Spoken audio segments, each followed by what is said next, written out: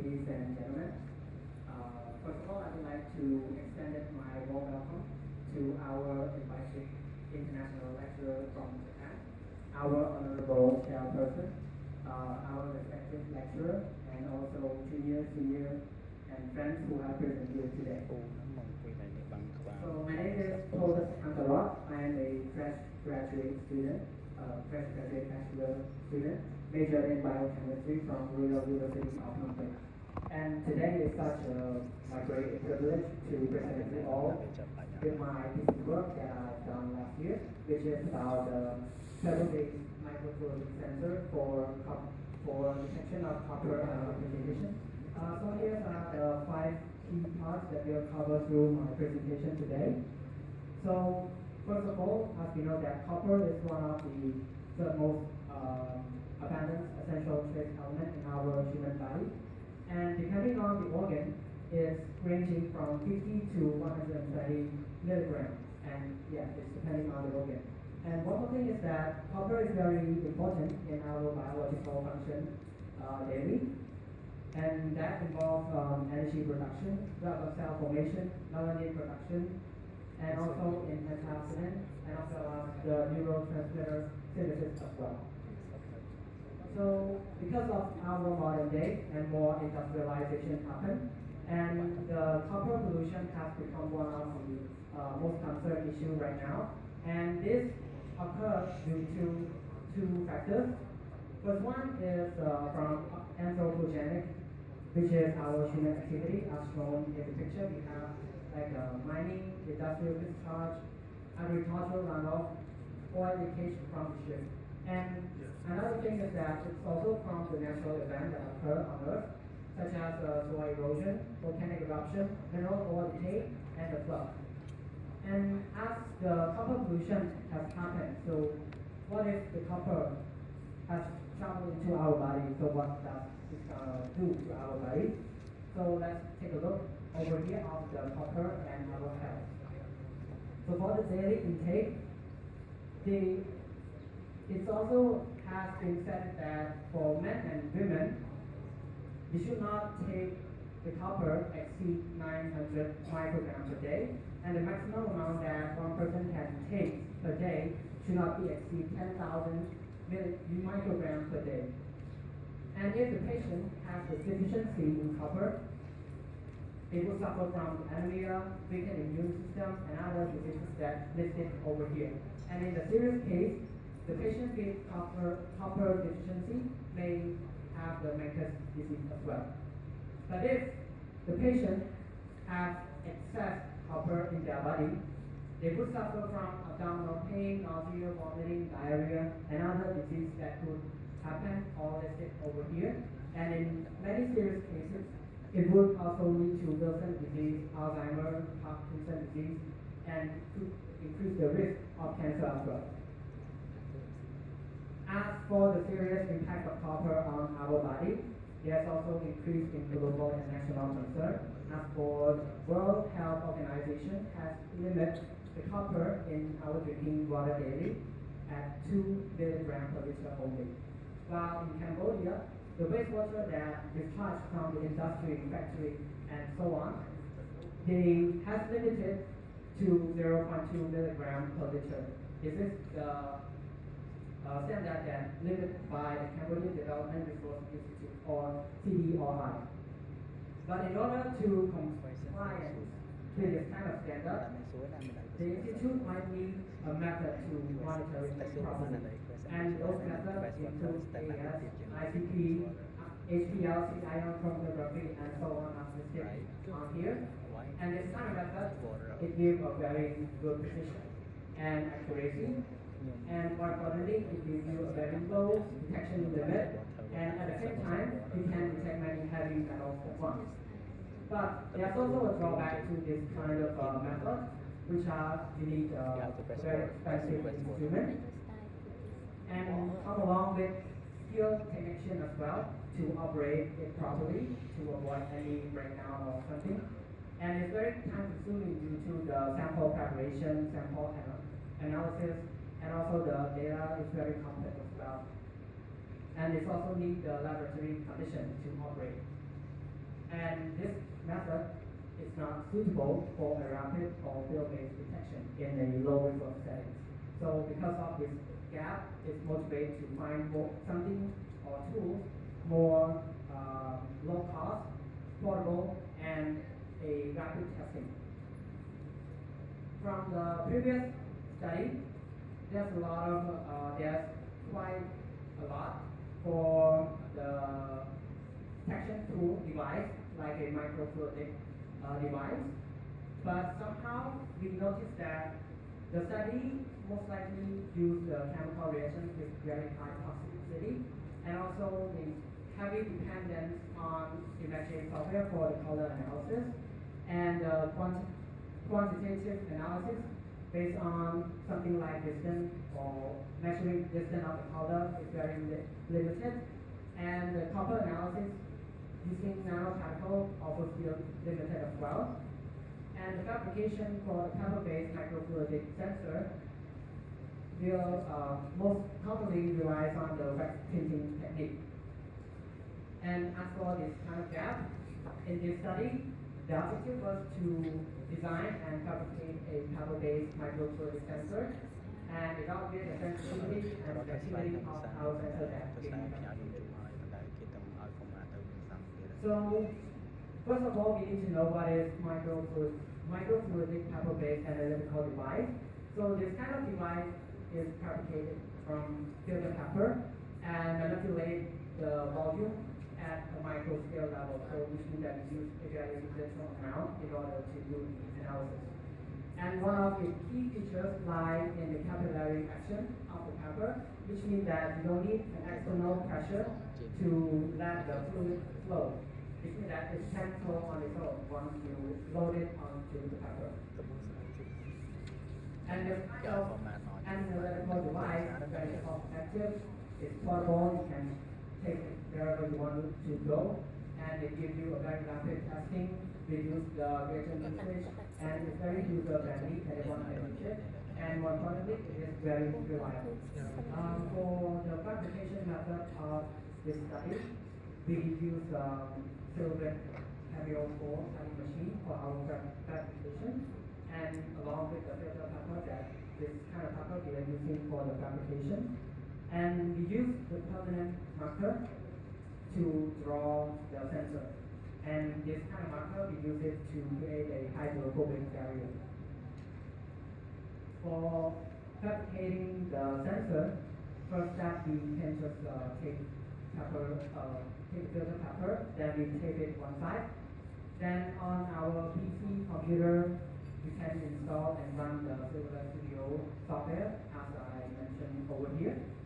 Then we can use the application itself to design the sensor of whatever shape you want, and you can print it out.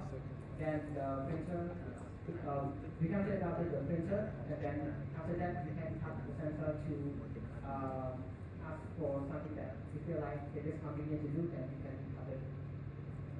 And this is the whole dimension and the format of our fabricated sensor. And this is the sample cell along with this rectangle thing. There's a flow channel.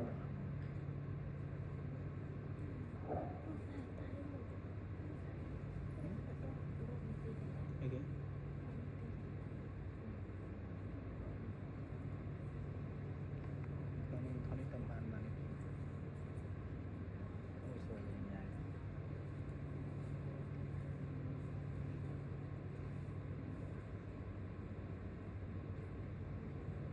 So for the copper detection, it involves mixing the silver nanoparticle, gelatin, and thiosulfate solution together and mix well. Then we incubate the mixture for 5 minutes. And after 5 minutes, we take the mixture, then put it on the sensor, and then we let it dry. And we load, and after it dries, we can load the copper onto our sensor and we wait for 15 minutes. And after 15 minutes, we will see the color change on the sensor, and that's when we measure the distance of the color change on our sensor. And also for our sensor, we have the condition to optimize as well, which are drop-in layer, the reagent protein volume, sample volume, reaction time, pH, and heavy metals intelligence. And for validating our method, we will use drinking water and tap water for our sensor validation. And all of these samples were adjusted to pH 4 with 0.5 molar nitric acid. So let's get to our result. First, we need to know the reaction mechanism of what happened during the, on the sensor, the reaction mechanism on the sensor. So here is the reaction of what happened. So according to the previous study, when the thiol sulfate was added into the mixture of silver nanoparticles and gelatin, this silver complex was formed under the oxygen present as well. And when we add copper into the system, that's when the action rate of thiol sulfate on silver nanoparticle was increased, and the copper complex was formed as well. And this kind of reaction that causes the color change from pinkish violet to low color. For drawing layer, as we can see over here that when we draw the 2 layers and 3 layers, there's no leakage of our fluid. But somehow the second layer, we save a lot of time because we take short time to draw it, and also we reduce the amount of ink of our colorimeter usage as well. So the double drawing layer was the most suitable one for fabrication. For reaction volume coating on the sensor, as you can see over here, we coated from 7 microliter until 11 microliter. But when we reach 11 microliter, you can see that our reagent overflow into the sample zone, which is something that we don't want it to happen, and it's very biased in the data analysis as well. So the volume of 10 microliter is the optimum volume for coating on the sensor. For sample volume, you can see that at 21 microliter until 35 microliter, our fluid flow to the end of the sensor, all of it.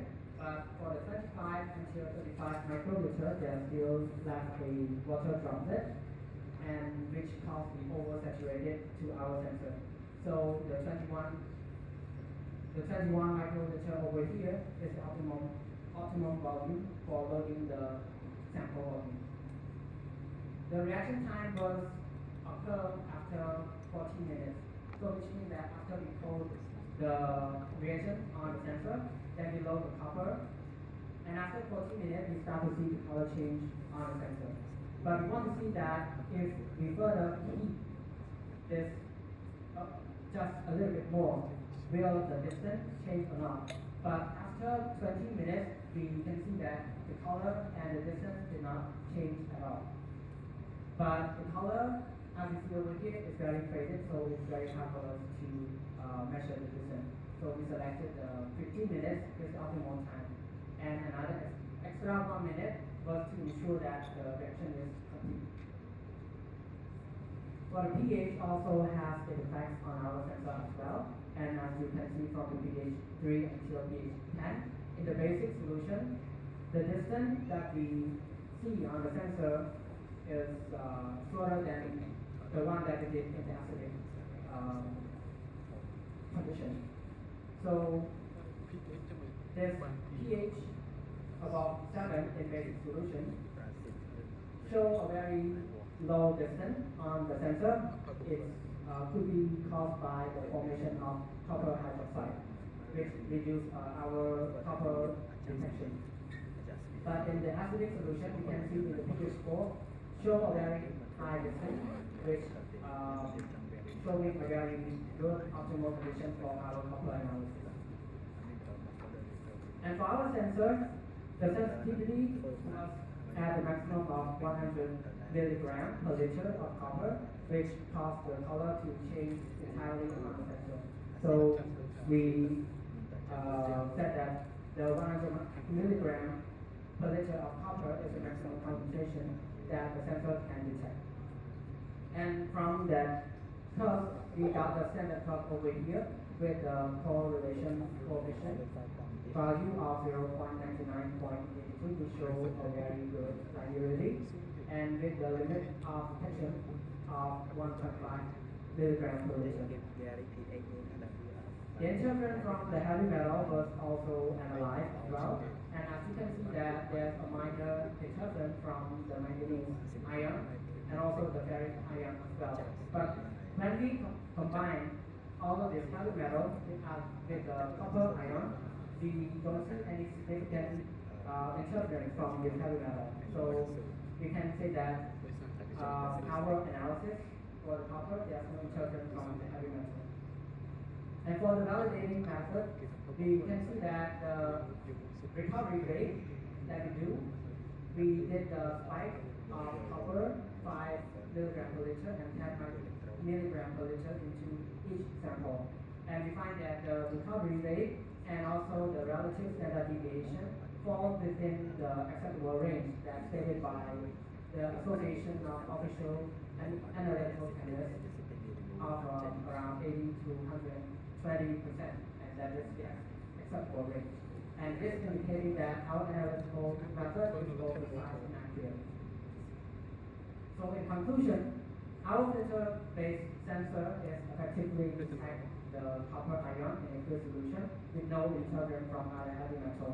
And for our optimal configuration, this is our optimal condition, which are the ball joint layer, 10 microliter of the indicator over here is sample volume, and 21 microliter of sample and the pH of 4, and the reaction time of 15 minutes to ensure the complete color development. And for the calibration curve, we received a very good linearity of all square of 0.9982 and the limit of detection of 1.5 milligram per liter. And we applied to the drinking and tap water sample, we achieved a very acceptable recovery rate and relative standard deviation, confirming with precision and accuracy. And thank you for your paying attention, and we have any queries. Thank you for your excellent presentation. We now have time for questions. Anyone have any questions?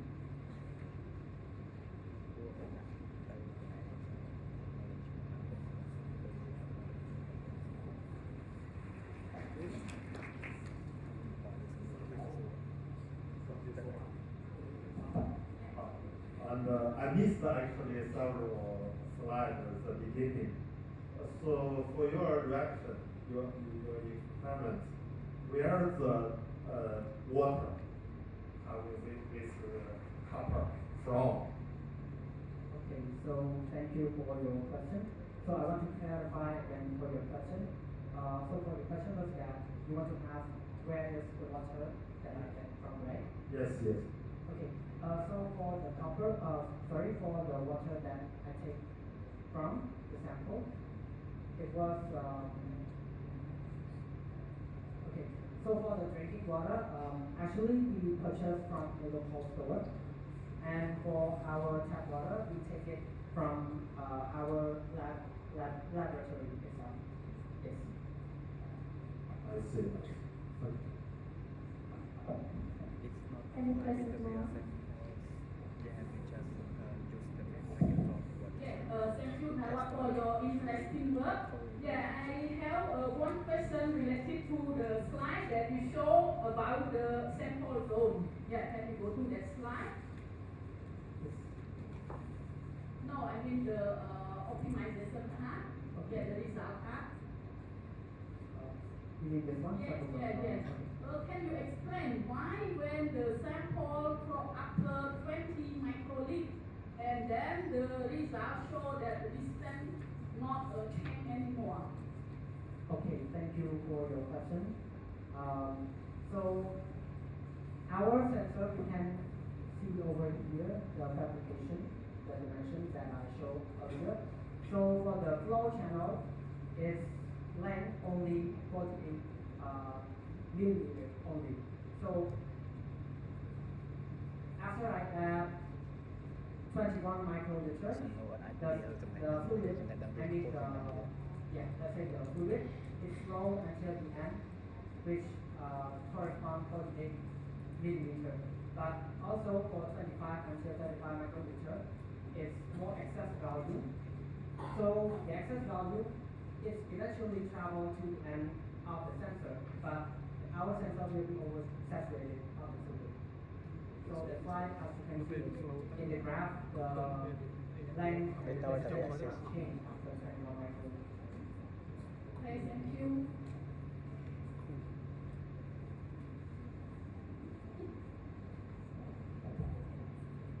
Anyone have any questions?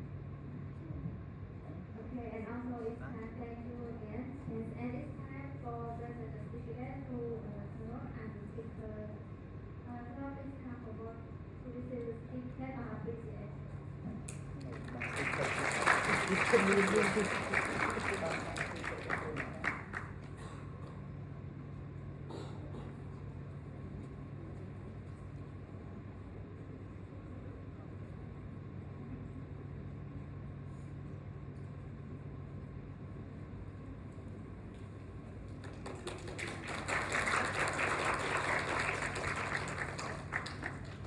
We go to the TV cam best.